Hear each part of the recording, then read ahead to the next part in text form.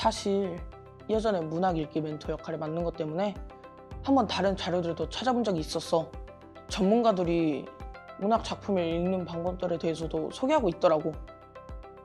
우리가 아직 중학생이다 보니 그렇게까지 전문적으로 배울 필요는 없을 수도 있지만 작가 혹은 문학 해석을 주로 하는 사람들은 어떻게 문학 작품을 읽는지 한번 알아보는 것도 좋을 것 같아.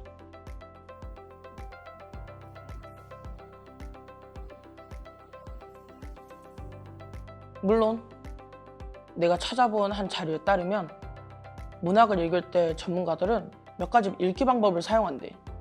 첫 번째, 교양 찾기로 소설과 같은 작품을 읽을 때 특정 인칭 대명사가 어디에서 얼마나 반복되는지, 문장의 길이나 호흡 등은 어떠한지 그 교양을 찾을 수 있다는 것이지.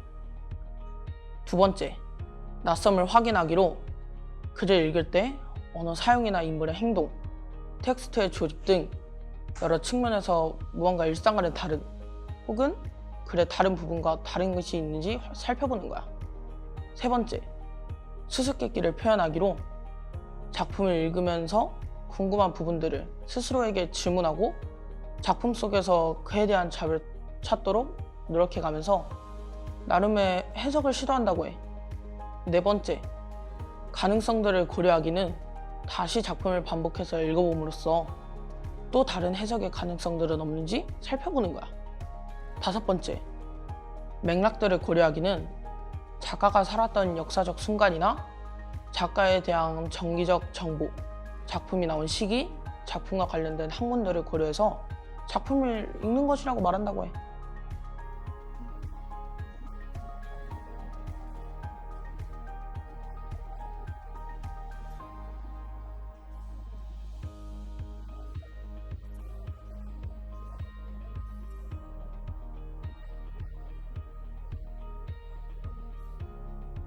결국 이렇게 보면 우리가 학교에서 배우는 문학 읽기 방법이나 관점도 사실은 작가나 문학 전문가처럼 뭐랄까 문학적 사고방식을 토대로 했다는 생각도 들어. 이번에는 국사 및 역사 자료 읽기에 대해 알아볼까? 하윤아, 넌 역사 텍스트 읽을 때 어떻게 읽어?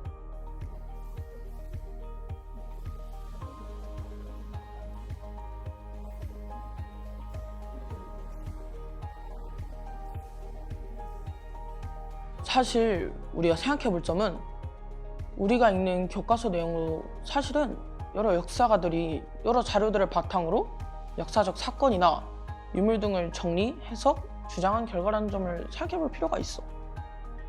단순히 그냥 있는 대로 받아들이기보다는 역사적 자료와의 관련성과 그에 따른 해석이 어떻게 이루어져 있는지 살펴볼 필요가 있다는 거지.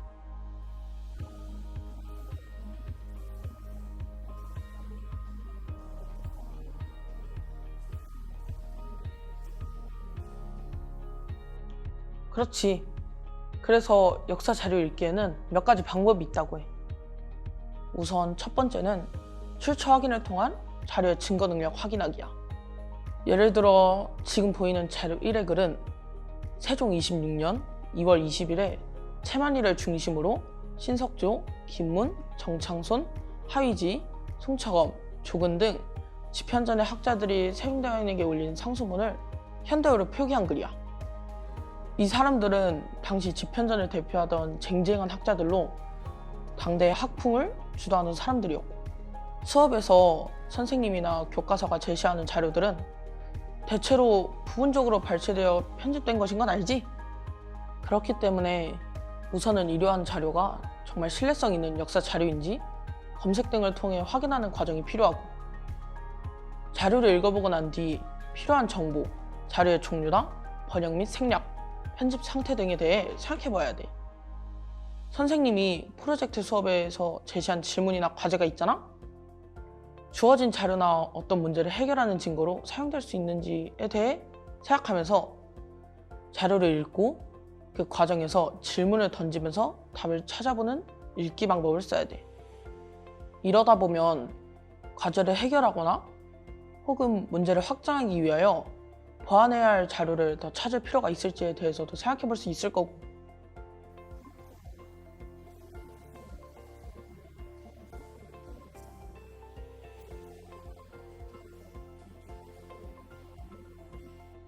그렇지. 다음은 입증하기야. 텍스트들을 치밀하게 읽고 비교 및 교차 검토하면서 텍스트들의 논리적 구조나 내용을 확증하기야. 예를 들어 지금 보고 있는 자료 2의 글은 세종이 집현전 학자들과 훈민정음을 완성하여 책으로 펴내면서 서문에 쓴 글을 현대어로 번역한 거야. 아마 많이 봤을 거야. 여기 자료 2랑 앞서 보여준 자료 1에서의 넷째 내용과 연결시켜보면 세종대왕이 한글을 창제한 의도를 추론하고 확인해 볼 수 있는 거지.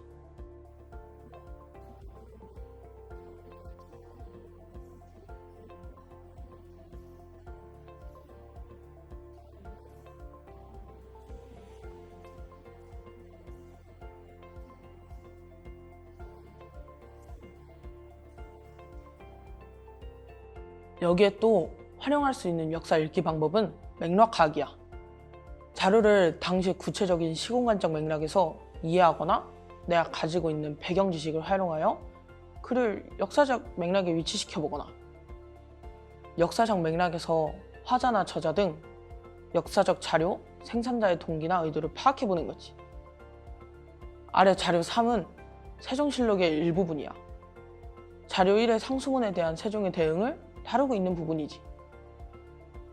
이렇게 지금까지 제시한 자료 1, 2, 3을 비교 분석하거나 추가적으로 우리가 가지고 있는 배경 지식을 활용하여 일어났던 일, 지배적인 세계관 등을 그 당시의 관점에서 바라봐야 한다는 거지. 하나의 역사 자료만 읽을 수 있는 상황에서는 우선적으로 그 글 자체를 충실히 읽으면서 편견이나 상식이 그를 훼손하지 않게 하는 것이 중요하지만, 우리가 곧 수업에서 해야 할 탐구를 병행한 프로젝트 수업에서는 당시의 세계관, 거대 문화, 그 문화에 대한 해석, 저자의 독특한 세계관이나 문제의식, 탐구하는 텍스트나 사건에 관련한 전후 사건 상황, 인물 등에 대해 구체적으로 이해할 필요가 있겠지? 이를 위해서는 결국 과거의 사건, 논쟁, 주장을 당시 상황이나 맥락에서 파악할 필요가 있고, 마치 탐정이 사건을 해결하기 위해 주변 인물들을 탐문하고 그 사건과 관련된 전후 사건을 찾아 사건의 맥락을 구성하는 것과 같이 자료를 읽어야 된다는 거래.